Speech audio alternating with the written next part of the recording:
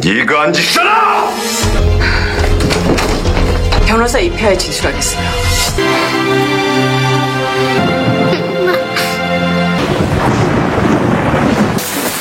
가지마. 뭔가 이유가 있을 줄 알았어요.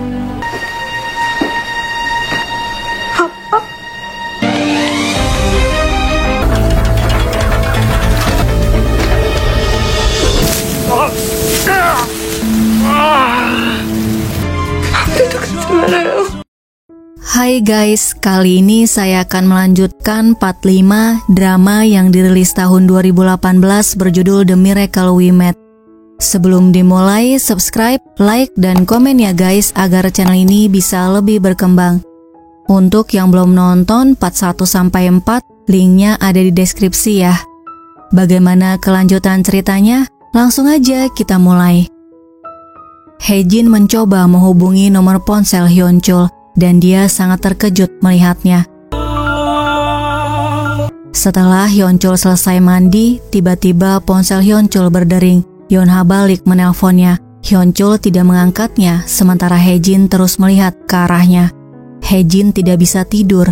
Dia teringat ucapan Hyun-chul saat menunjukkan kalau dia bukan suaminya dan menunjukkan kalau dia suaminya. Di ruang interogasi, detektif memperlihatkan USB-nya dan memberitahu menemukannya di kotak deposit milik kliennya. Lalu detektif bertanya kenapa memerlukan daftar karyawan yang sedang cuti. Hyo-ju beralasan untuk mengundang mereka ke pesta akhir tahun perusahaan saat dia bekerja di kantor pusat. Detektif kemudian menunjukkan jepit dasi kepala cabang Song Hyun-chul. Hyo-ju memberitahu dia memberikan jepit dasi ini pada kepala cabang Song Hyun-chul sebagai hadiah.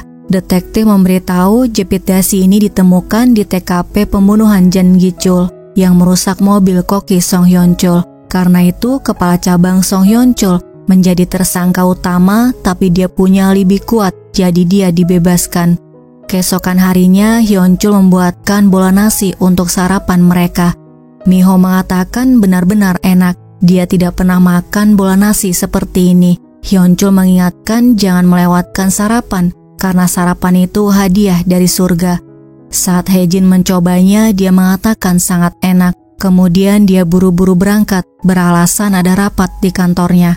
Di dalam mobilnya, dia teringat menemukan kaos di ruang kerja suaminya tadi malam. Kemudian Hae-jin menangis. Sementara itu, Hyun-chul yang sedang menuju ke kantor polisi tiba-tiba ngerem mendadak dan muncul ingatan kepala cabang Song Hyun-chul. Dia menyadari ingatan kepala cabang Hyun-chul muncul sedikit demi sedikit. Sekarang lebih jelas dari ingatannya sendiri. Dia merasa otaknya mengendalikan jiwanya. Tindakan dan kata-katanya semakin banyak yang kembali. Di ruang interogasi, Hyun-chul mengatakan koki Song Hyun-chul tidak pernah mengambil pinjaman itu dan kepala cabang Song Hyun-chul tidak pernah mengeluarkan pinjaman itu. Dia merasa gelisah sehingga menyewa Jang Gi-chul untuk merusak mobil koki Song Hyun-chul. Semua itu atas perintah dia, tapi tentu saja dia tidak melakukannya sendiri. Hyun-chul ingat meninggalkan jepit dasinya di apartemennya dan dia meninggalkan jepit dasi itu di TKP pembunuhan Jang Gi-chul untuk menjebaknya. Hyo-ju mengatakan dia tidak akan bicara apapun sampai pengacaranya datang. Kemudian Hyo-ju menghubungi Prestir. Dia minta bantuannya. Hyo-ju mengatakan Hyun-chul tahu dia tidak mengeluarkan pinjaman ke Osung Group yang Prestir dan dirinya palsukan.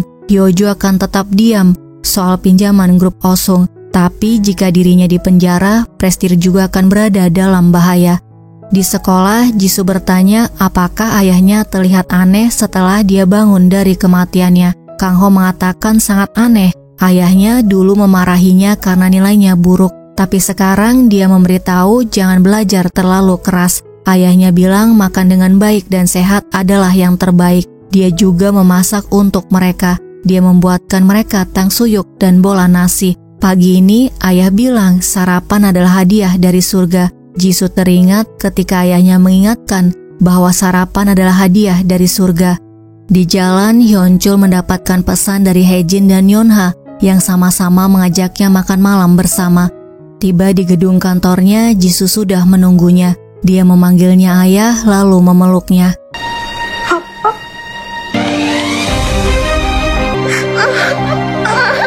Di rumah, Hyunha memberitahu Hyunchul akan datang untuk makan malam. Dia akan memberitahu Jisoo dan bersiap untuk membawa pulang Hyunchul. Di rumah Haejin, dia juga sedang menyiapkan makan malam. Jisoo tiba di rumah. Dia memberitahu sudah makan dengan ayahnya, lalu memeluk ibunya. Setelah itu, Haejin dan Hyunha menunggu kedatangan Hyunchul. Keduanya terlihat sangat resah dan terus melihat jam. Terdengar bel rumah berbunyi. Keduanya buru-buru membuka pintu. Hyunha mendapatkan paket. Haejin lega suaminya yang datang. Di meja makan, Hyunchul minta maaf jika cintanya padanya berubah. Padahal sebelumnya dirinya sangat mencintainya. Dulu dia berpikir akan punya waktu untuk menyembuhkan lukanya. Dia tidak tahu akan mati secepat ini. Dirinya bukan suaminya dan hanya berbagi kenangan dengan suaminya. Karena tubuh ini milik suaminya, dirinya harus kembali ke keluarganya dan istrinya. Hyunchul minta Haejin menjaga dirinya baik-baik dan berbahagia. Lalu dia pergi dan Haejin menangis. Di depan pintu, Haejin mengatakan jangan pergi dan memohon tetaplah di sisinya. Hyunchul menangis, kemudian memeluknya.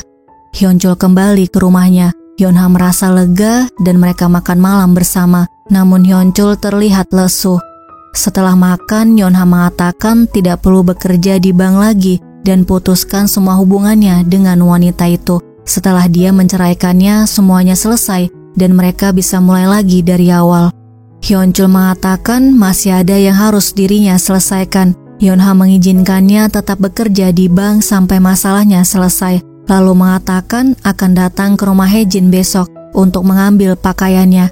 Hyunchul melarangnya dan mengatakan jangan melukai Haejin. Keadaan ini juga berat untuk dia. Hyunha bertanya apakah hanya fisik dia yang ada di sini dan meninggalkan hatinya di sana. Lalu Hyunha mengatakan tubuh dia adalah milik wanita itu, tapi hati dia adalah miliknya.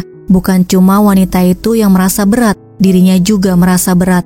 Kemudian Hyunha datang ke kamar Jisoo. Dia mengatakan orang itu bukan ayahnya dan pancaran matanya seperti orang lain.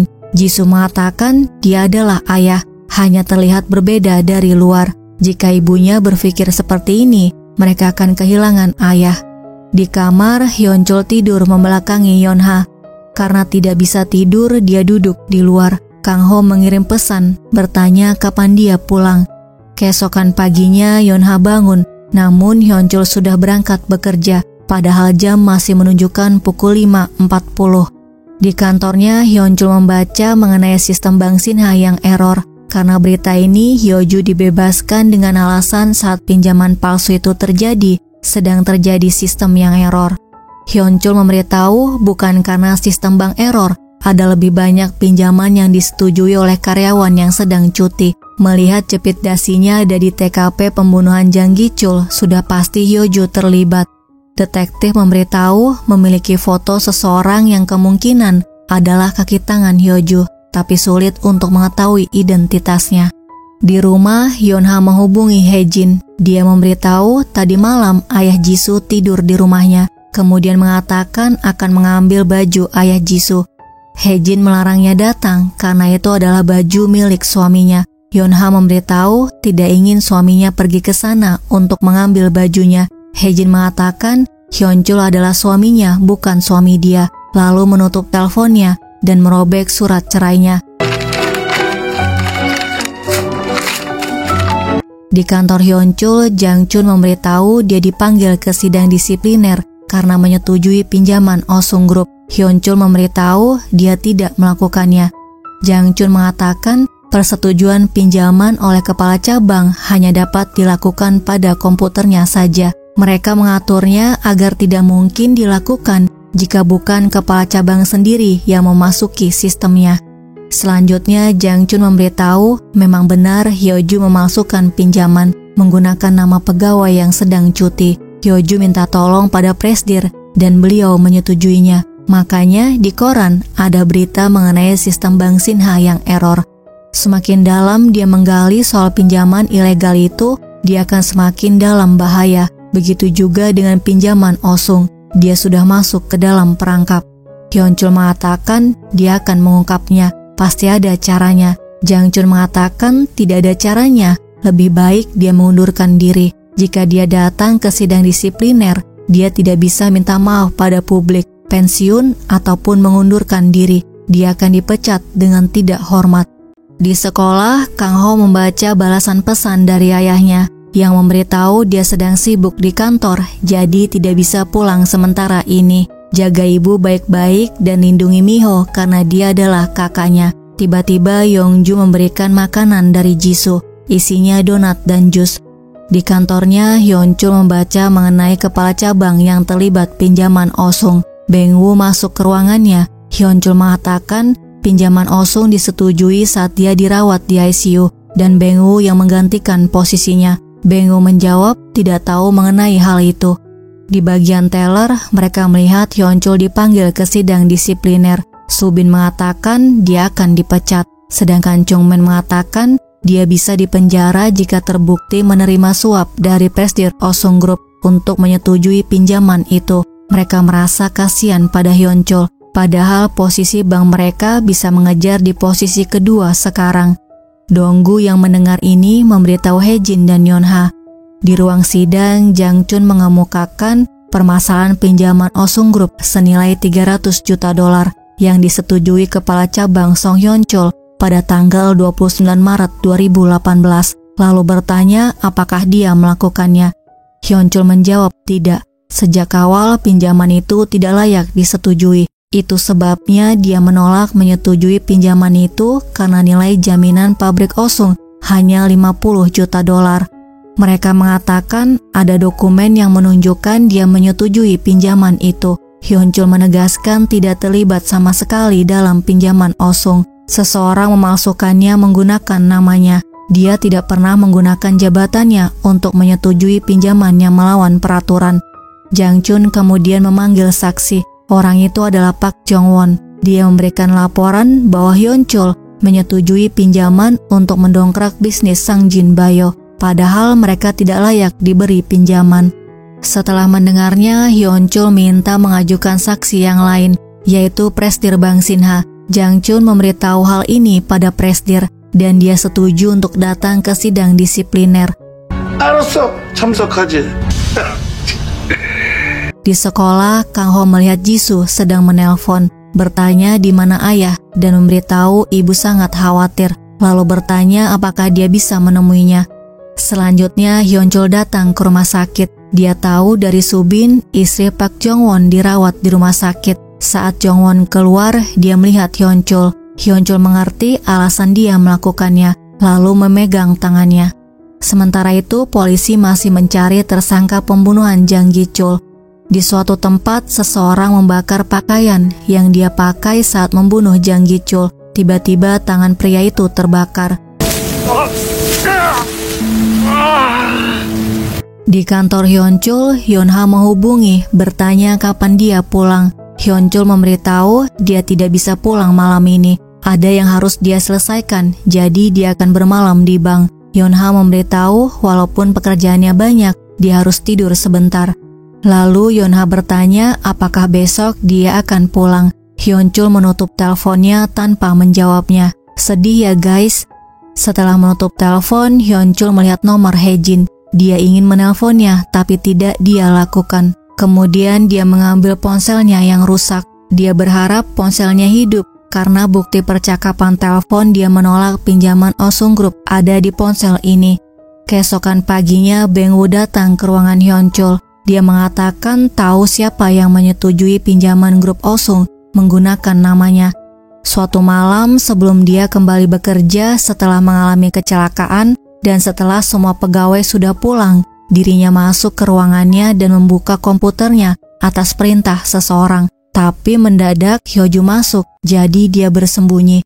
Hyoju duduk di depan komputernya dan menelpon Presidir Bank Sinha, minta sandi komputernya. Sesudah dia memasukkan sandi komputernya, sepertinya dia menyetujui pinjaman Osung Group.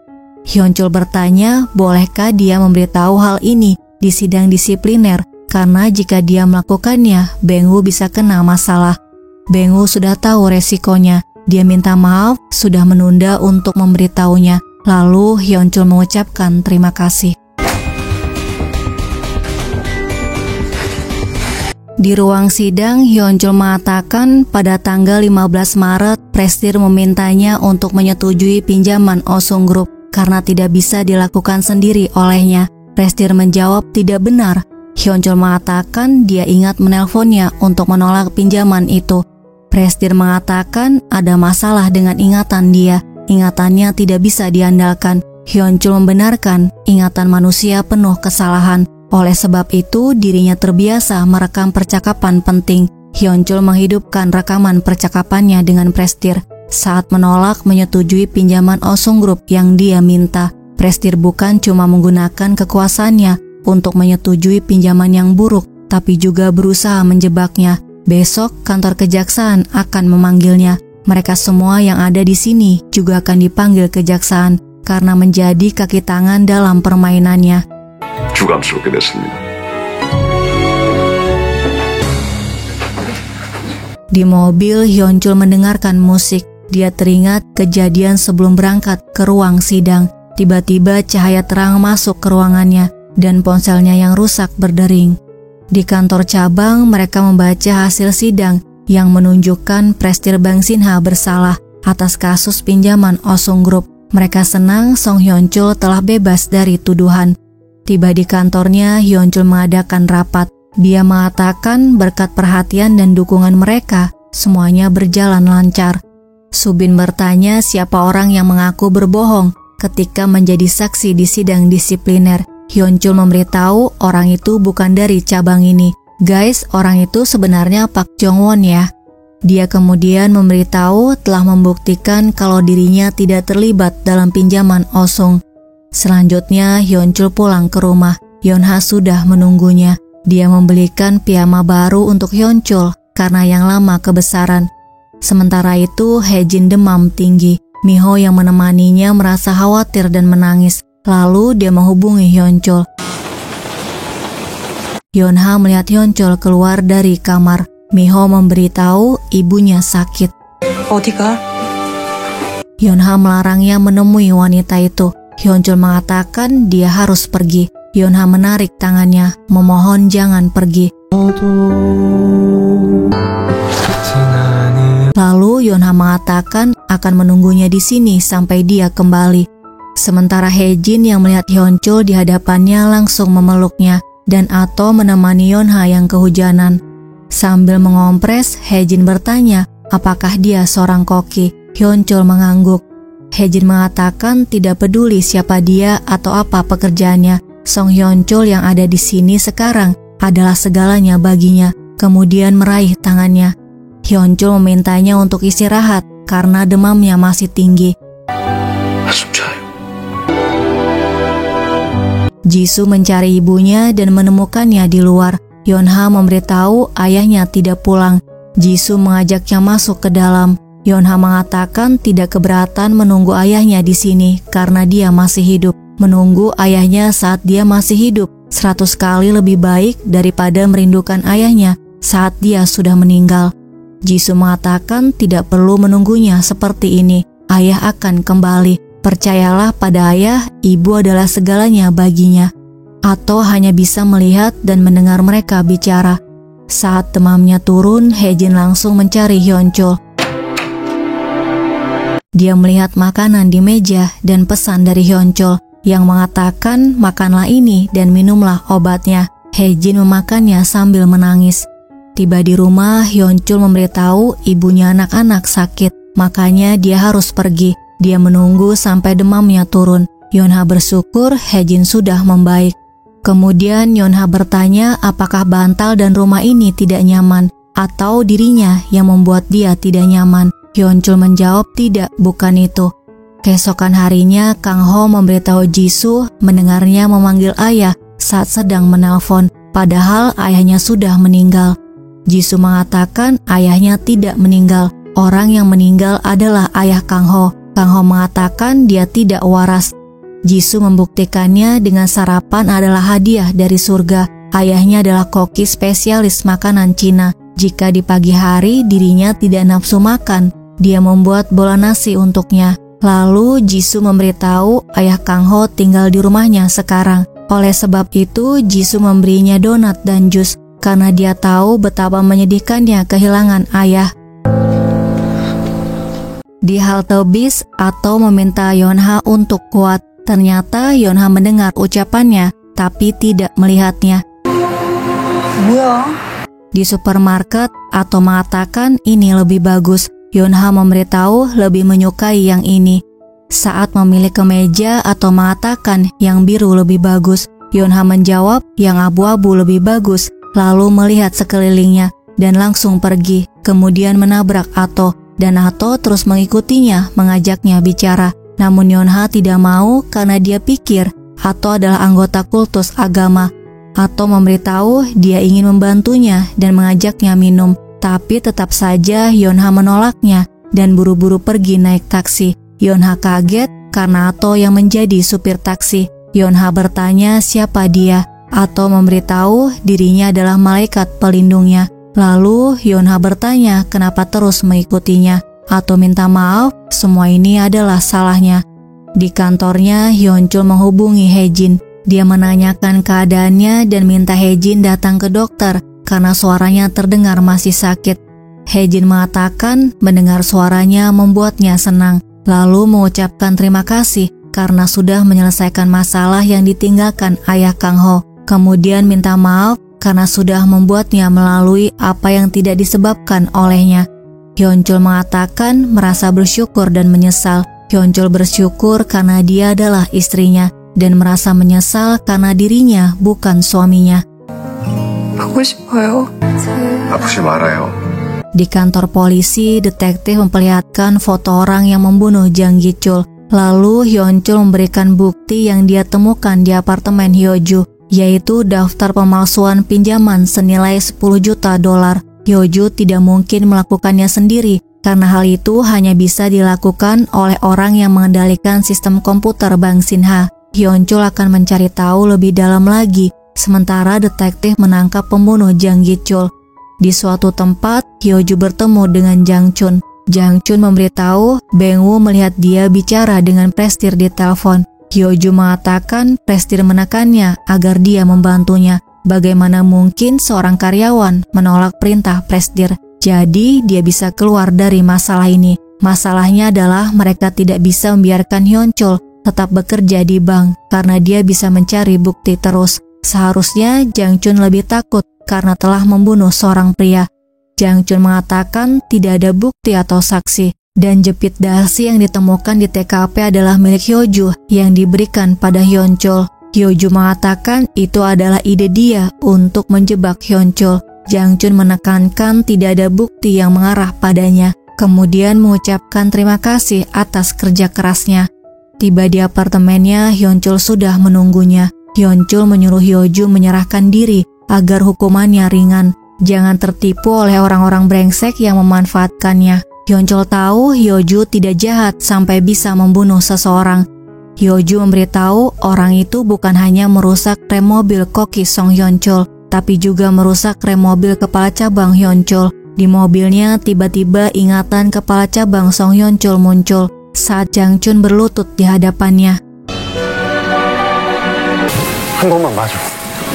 Selanjutnya Hyunchul makan bersama Kang Ho. Sambil makan, Hyunchul minta maaf karena tidak baik padanya dan memarahinya karena tidak mendapatkan nilai bagus. Kang Ho memberitahu dia sekarang sudah tidak percaya keajaiban dan sudah keluar dari forum itu. Ayahnya adalah ayahnya seorang.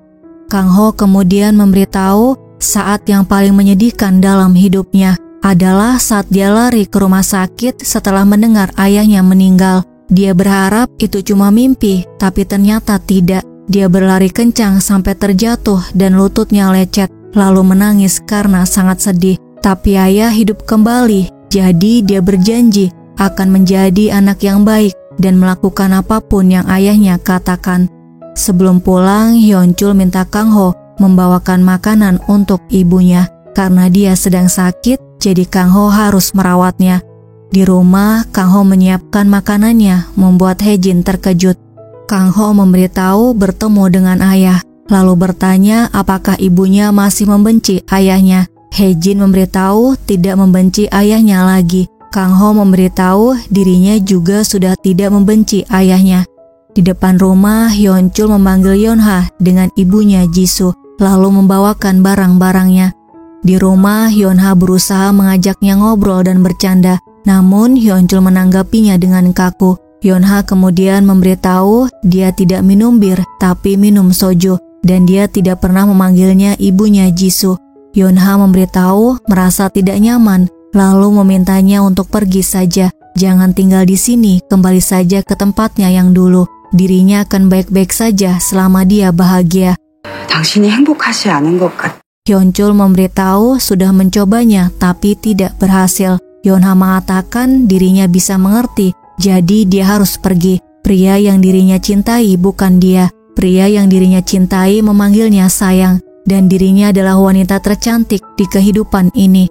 Selanjutnya Hyun-chul datang ke rumah Donggu. Hyun-chul menceritakan apa yang diucapkan Yeon-ha padanya. Donggu menyuruhnya kembali ke rumah Hae-jin karena dia mencintai Hae-jin. Keesokan paginya Yeon-ha memberitahu telah menyuruh Hyun-chul kembali ke rumahnya karena dia merasa dari luar dan dalam dia bukan suaminya. Bagaimana dia bisa hidup bersamanya? Yeon-ha yakin dia bisa bahagia dengan wanita itu.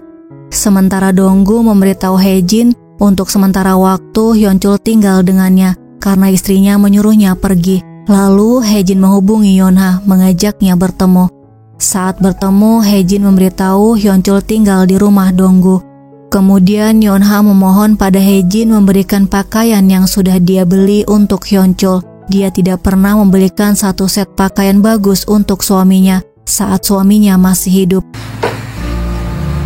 Lalu menceritakan dirinya dan suaminya memiliki hubungan yang rukun. Walaupun mereka miskin, mereka bahagia selama mereka bersama. Namun sekarang, dia malah merasa semakin kesepian saat bersama Hyun-chul. Dia bukan suami yang dirinya rindukan, dan yang paling terpenting, Hyun-chul tidak mencintainya. Setidaknya dia masih hidup untuk Jisoo, itu sudah cukup baginya.